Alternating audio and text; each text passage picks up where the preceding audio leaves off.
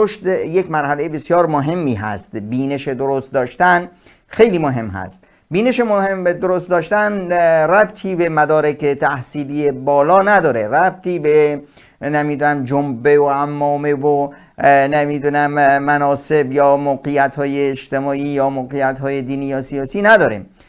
شما میبینید یه فردی هست سواد چندانی نداره اما بینش بسیار دقیقی داره، میتونه اون چیزی که پشت پرده هست رو هم بخونه. وقتی یک خبری بهش میرسه، وقتی یک داده ای رو میبینه، وقتی که یک فیلمی نمیدونم مستندی فلانی بهش القا میشه، فکر میکنه که آقا این چی میخواد بگه، کسی که این رو تهیه کرده چی میخواسته برسونه و توتیوار اون رو تکرارش نمیکنه، با دقت ماجرا رو به اصطلاح به چالش میکشونه، تو عقل خودش به چالش میکشونه تا بتونه یک رأی از خودشون داشته باشه. شما الان میبینید که فرهنگ جامعه ما حالا دانسته یا نادانسته توسط بسیاری از افراد سکولاریزه شده. دین ما سکولاریزه شده، دین ما بوی مسیحیت توش هست. یعنی سکولاریزه وقتی میگیم چی هست؟ سکولاریزه یک بینش بر وفق داده های مسیحیت ساخته شده.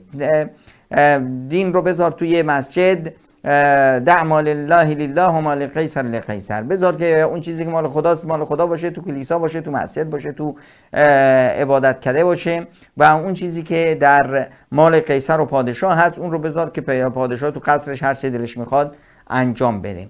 خب این با بینش ما، با زندگی ما کاملا در تضاد هست. اما میبینیم که برای بچهای ما همین رو تکرار میکنن. شیوه نمیدونم خطای جغرافیایی که در غرب معنا داره که هر یکی از کشورهای غربی رو اگر شما کشورهای اروپایی رو نگاه کنین همشون کشورهای کوچولو کوچولو هستن، تو هر یکیشون یک قومیتی اونجا زندگی میکنه. حالا این خطهایی که توی به اصطلاح کشورهای ما کشیده شدن مسخره ترین نقشه روی زمین هست. اگر شما یه بچه‌ای رو، یک قلم و کاغذ بچه 2 ساله رو بدید که یک نقاشی بکشه، نقاشی که خواهد کشید به مراتب زیباتر خواهد بود از کره زمینی که شما میبینید، بسیار نقشه‌هایی که کشورها رو از هم جدا کرده. میبینید یک سوراخی تو این کشور، از این کشور تو اون کشور، یه خاک این کشوری درازایی تو این اومده، یک کشوری مستطیلی هست، یک کشوری نمیدونم داخل کشور دیگه قرار داره، یک شرقم شوربایی که دیگه اصلا معنا نداره.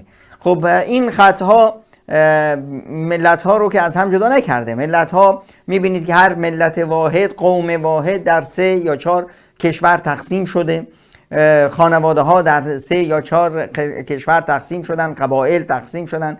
در نتیجه از حق من هست که در اون چیزی که به عنوان یک فرد دیندار یا به عنوان یک قومگرا، اگر شما مثلا قومگرای کرد هستید، برای شما مهم هست که برای افراد که در عراق هستن، در ترکیه هستن، در سوریه هستن چی میگذره، اونها چه هستن؟ پسر عموها، پسر خالهات هستن. اگر مسلمون هستی برات مهم هست که برای هر مسلمونی در هر جای دنیا چی میگذره. یعنی این خطهای جغرافیایی نتونسته ما رو از هم جدا کنه و نمیتونه، چون که اینها به اصطلاح با فطرت منطقه‌ای ما، با فطرت انسانی که ما روش خلق شدیم، با مفاهیم و ارزش‌های اسلامی ما و در عین حال ارزش‌های قومی، ارزش‌های ملی، ارزش‌های انسانی، اینها در تضاد هست.